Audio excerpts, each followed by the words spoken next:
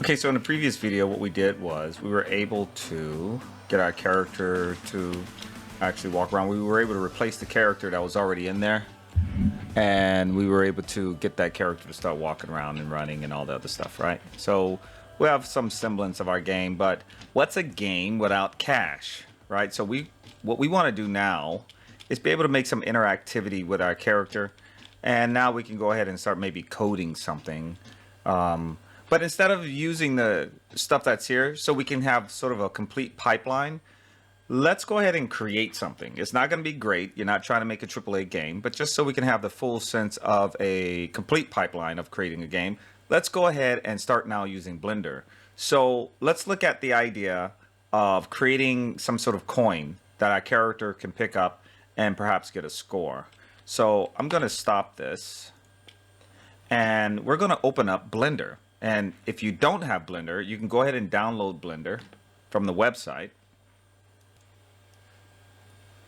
And here it is. You just go to blender.org, download it. It's free. And it's a 3D application that you're able to create 3D objects with and then bring them into Unity and use them inside of your game. Something like these things here, but you have more control over it in Blender, where you can literally create a character. You can create boxes, you can create cities, you create basically anything in 3D with Blender. If you know anything about Maya, it's just like Maya, except free. Not exactly like Maya, but it's good. So we're going to go into Blender, make our coin. So once you've installed Blender, go ahead, I'll wait. I'm going to sit here. I'm going to wait till you install Blender. I'm not even going to pause. I'm not going to pause at all. I'm gonna wait here until you install Blender. And in fact, I have someone coming over your house right now, and they're gonna check and see if you have it installed. And if you don't, I'm gonna wait here even longer. No, just joking. But I already have it installed. So if I just go here and I type Blender, as you can see, I have it installed. I'm gonna go ahead and open it up.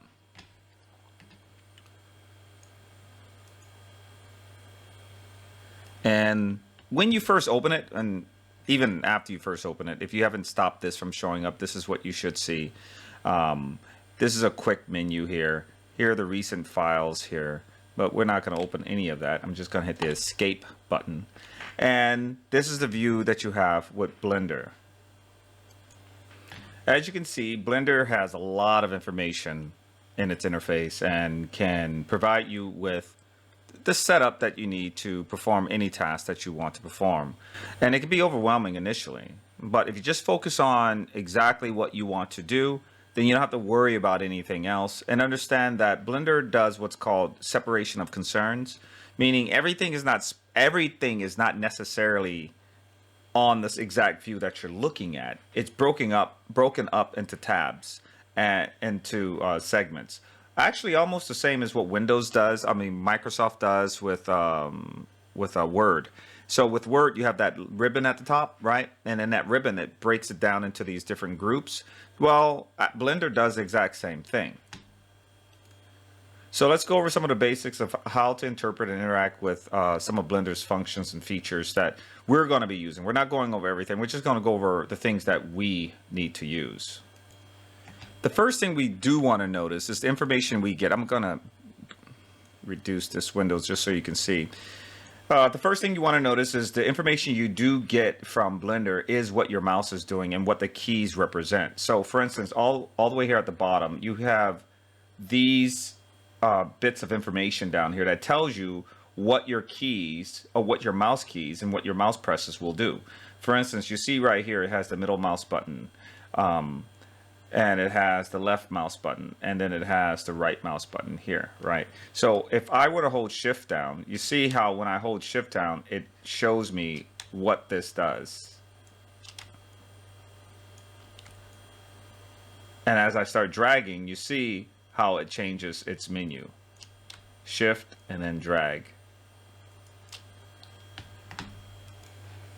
Now, just an important note for these videos, I'm not actually using Blender's keystrokes. I'm using Maya's keystrokes inside of Blender, and I've converted it that way because I'm actually coming from using Maya. I mean, I'm really good at Maya, and I use Blender every once in a while because I really like what they're doing with it. So when you see right now, when I hit the Alt key, right, I'm here, I hit the Alt key, you'll see down here it says pan view. So if I hold the left mouse button, it's going to rotate. As you can see here, it's going to rotate. If I hold the middle mouse button, it's going to pan. And if I hold the right mouse button, it's going to zoom. So that menu down there tells you everything that you need to know about what's happening when you press on the Shift, the Alt, and or the Control key. But so we're all on the same page. What I'm going to do is show you exactly how I was able to convert this into industry standard. So over here, I'm going to go to Edit and then Preferences. Inside of Preferences, I'm going to go down here to Key Map. And inside of Key Map, I'm going to go up here and make sure it says Industry Compatible. If you're following along with me, if you already know how to do this, then this video is really not going to help you, because we're not really doing anything spectacular in Blender. We're just going to make a little coin thing and then send it over there to Unity so we can use it in our game, so we can have a complete pipeline. But for right now, that's what I have mine set to. You can set yours there if you're following along and this is your first time actually using Blender. So I'm going to go ahead and close that. Yours may look different depending on whether I change mine or whether you change yours, because each section of Blender is broken up into panels. You have a panel down here for the timeline, you have a panel over here on the right, and you have a panel up here right above that, and so on and so forth. And then each section that you can utilize, let's say like modeling or layout or UV or texturing or anything like that, is broken up into these tabs. If you don't see it this way, perhaps you have an older version. And the way you're going to see which version you have, you go over here to the Blender icon and go to the splash screen, or you can just go here to Blender, About Blender, and it'll tell you which version you have. So I'm using 3.3.1. And one of the things you want to be aware of with Blender is that each one of these panels can be whatever you want it to be. Meaning, I can go over here and change this to the viewport, right? So I can change this panel to the viewport. I can change this to anything here. And the way you do that in all the panels, first of all, let me expand this here. You go over here to this little drop down, this edit right here, and then you can edit the type of drop, what you want here. So if I go here and I choose one of these UV editor, image editor, 3D view, I can change it to any way you like, or any way I like. You can even pin them, and so on and so forth. So right now we're just going to keep everything exactly the same, so that way we don't be moving things around too much, because we just want to do something simple and we don't want this to be very complicated at all. If I wanted to create another panel, let's say I have these panels but I want another panel, I can go in between the panels, right click, and then I want to go let's see, vertical split, or I can go horizontal split. So let's say if I say vertical split, now I can decide where I want that split to be. I click on that, and as you can see now, I have a split view here, whereas this one moves one way, and I can have this another way. So I can just click on these right here, and then click on this right here, and I have two different views of the same object. So let's say I don't like this, and I want to put these panels back together. Same way, I right click in between those panels and I join the area, and then I want to join it to this. You can see the arrows showing me which one do I want to join, this way or this way. I'll just join it this way, and that's the view that I have. So let's say I'm working on an area and I want it to be widescreen. So I can put my mouse over it and hit Control Space to be able to advance that. Now normally that would work with your regular keystroke settings in Blender, but you notice it's not working in mine, because remember what we did was we converted ours to the Maya settings. So what that means is you're going to be losing a lot of the regular keystrokes that Blender has. You can go ahead and put them in there again, but this is what you're going to be losing for the advantage of being able to take your Maya keystrokes over to Blender. So if this was a Blender course, I would definitely not have changed the keystrokes. I would have kept the Blender keystrokes and just used that. But because we just want to get in here and do something very fast, I'm just using the Maya keystrokes to be able to do that. But that is one of the things that you can do when you have your Blender keystrokes available. Okay, with that said, let's look at this cube here, and let's look at how we can select this. First of all, you can select this simply by pressing on, clicking it. Right, and once you click it, you can get this gizmo here that shows you that you can move this thing. You can translate it in different axes, so the X, Y, or Z axis. I'm holding the Alt down and using the left mouse button to be able to rotate around. And then I can use the middle mouse button to scroll in and out. So I'm scrolling that middle mouse button in and out to get closer. And if I need to pan, I'll just hold the middle mouse button down and hold the Alt key to be able to pan the view. When I click on the middle of this circle here, I can move the object in any plane. So it can go in any plane. So it'll go underneath the grid or above the grid. And this grid is just for reference. So that's 0, 0, 0 on X, Y, and Z right there. And you can see that when I move this cube over here on the right, you can see the transform of that cube. So if I were to put 0, 0 in all of these, you'll see now the cube is at the 0 marker for all the axes. So since we want to model something, what we can do is go over here to the model tab here, and we'll get a different view here. And all the way here at the top, you'll see it says edit mode. There's different modes for any object inside of Blender and any object inside of any 3D application. And right now we can go from 4 all the way down, all the way up to 8 to be able to change the different kinds of perspectives that we'll get or views that we'll get to be able to manipulate this object. The only ones we really need to worry about right now is possibly vertex, not sculpting, not right now, but this edit mode here and the object mode. So if I were to go ahead and go to this edit mode, you can see right now in the edit mode, I have access to these points here. And you can see over here, it says select mode, vertex select. So these are vertices here, these little dots that hold the cube together. And sometimes you want to select these. And as you can see, this one's selected because it's highlighted. You see how that's highlighted? These are not. Which means if I were to hit W on my keyboard, I can move that around in any which way I like. If I were to hit R on my keyboard, now I can scale that, but it's not going to scale because it's just a point in time. And if I hit E on my keyboard, I can actually rotate that, but you're not going to see it rotate because, again, it's just a point. If you want to see how WER actually works, what I can do is hit the 4 on my keyboard, which puts me into object mode. You can see up here, but hitting 4 does the same thing. And now if I hit R, you can see all this scaling I can do. If I hit E, you can see I can rotate. And if I hit W, you can see I can translate. And that's how we can translate, rotate, and scale our object. We can manipulate the cube in whichever way we like. So I'm going to hit the 1 key, and now I have access to these the vertices. If I hit the 2 key, now what's going to happen is, I'm going to hit W here. Now what's going to happen is I'm getting access to these lines. You see right here. And you can see over here, it shows I have access to the select edge mode. And over here are faces. So every polygon has faces. And if I hit the 3 key, you can see I'm selecting those faces.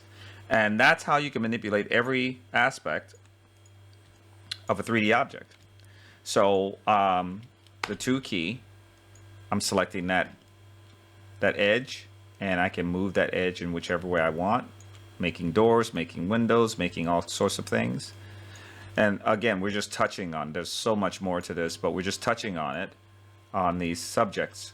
And if I wanted to move this face down, I wanted to shrink this a little bit, I'll just go ahead and hit 3, and I'll go to an area where I can see all the axes so I can know where I'm pushing down on it, something like that. And if I hit R, I can scale that. So let me scale that face.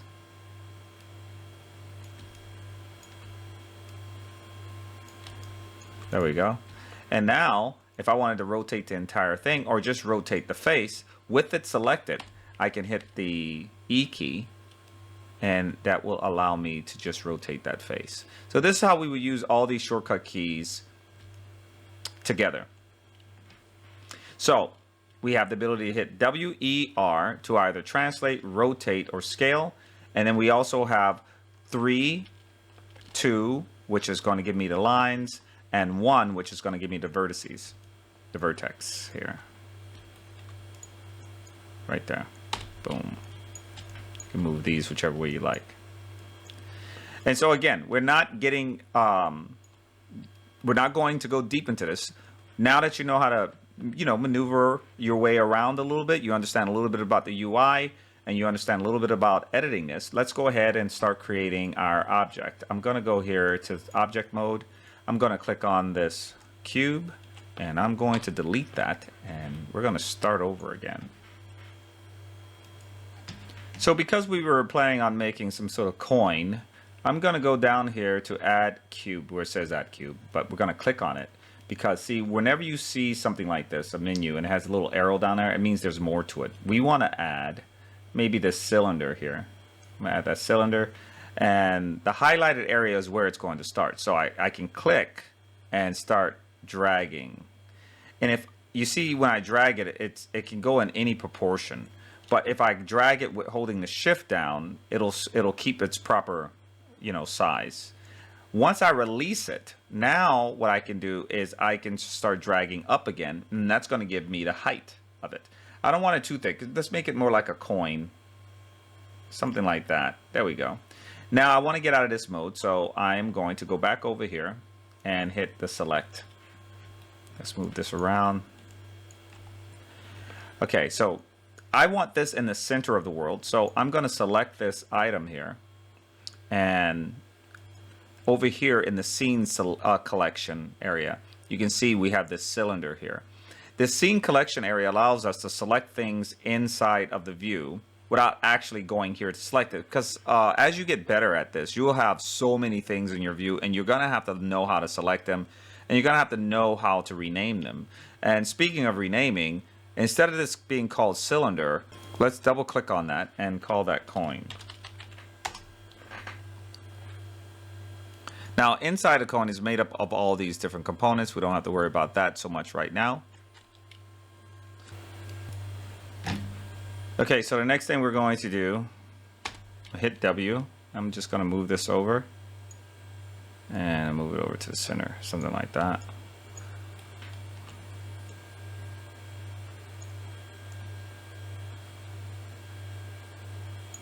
Now, just so you can know, when you're moving this around, let's say if I just wanted to move this on the x-axis, right? So if I'm moving around, I just want to move it on the x-axis. I can hold down the X key, and it won't move anywhere else except on the x-axis. And that goes the same with all the other axes. So that's where I want it. And now let's go ahead and go into this face mode. From here, we're going to select this face. And we're going to go over here, right below the insert faces, we're going to go to bevel.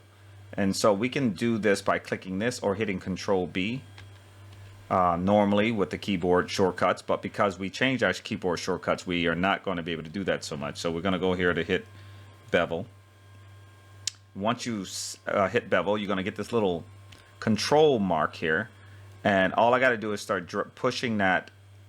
I'm pushing it away and out to bevel that like a coin. Now I'm going to go below here and I'm going to do the exact same thing. I'm still in bevel mode. As you can see, we still have this. So I'm going to push it away a little bit more. Something like that should be good. One side's bigger than the other.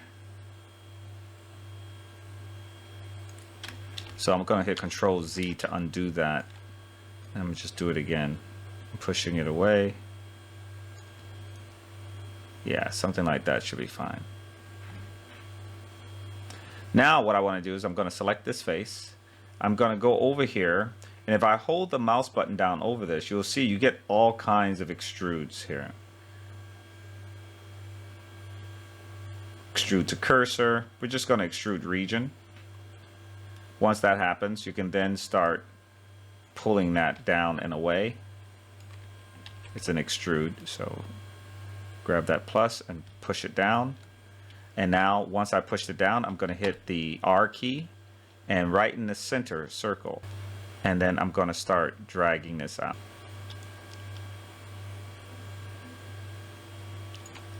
Something like that.